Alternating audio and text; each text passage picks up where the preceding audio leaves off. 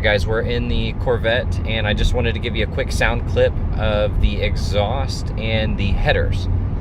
But before I do that, just driving right now, just kind of normal cruising speed, 62 miles an hour.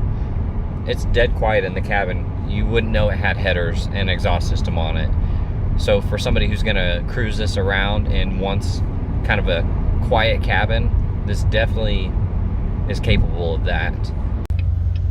Okay, just want to give you an idea of what the car sounds like from 0 to 60, doing moderate acceleration, but maybe shift at higher RPMs just so you can kind of hear the exhaust.